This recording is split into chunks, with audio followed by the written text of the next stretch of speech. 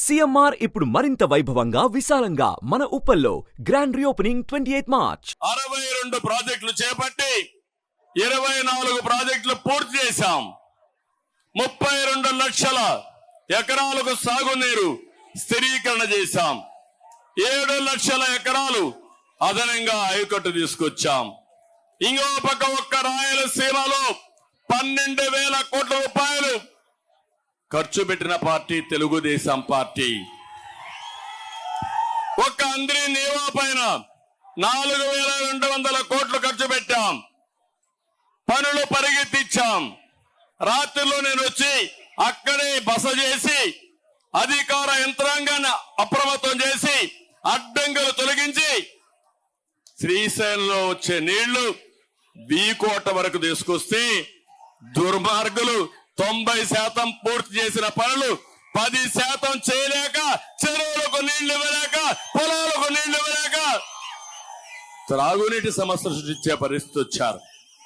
అది నా బాధ, నా ఆవేదన. ఈ రోజు ఈ ప్రభుత్వాన్ని మీరు అడగాలి.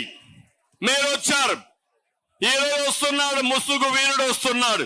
నిన్నటి వరకు పరదాలు చుట్టూ వేసుకొని వచ్చాడు కానీ ఇప్పుడు నేను కూడా వస్తా అన్నాడు.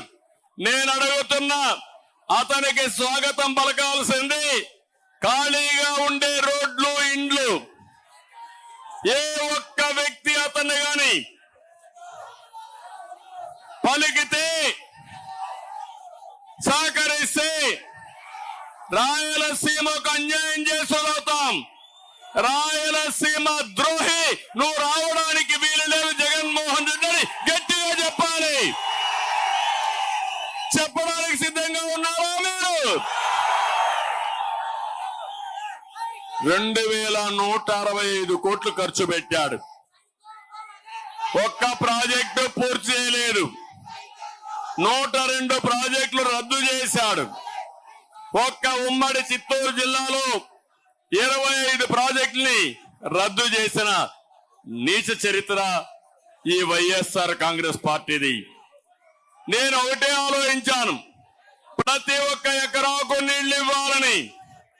ఎన్టీ రామారావు గారి ఆలోచన కరువు గడ్డని నీరిచ్చి రతనాల సీమగా చేయాలని ఆలోచించాడు.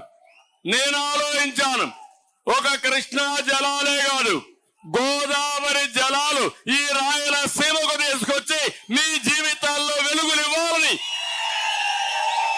నేను ఆకాంక్షించా.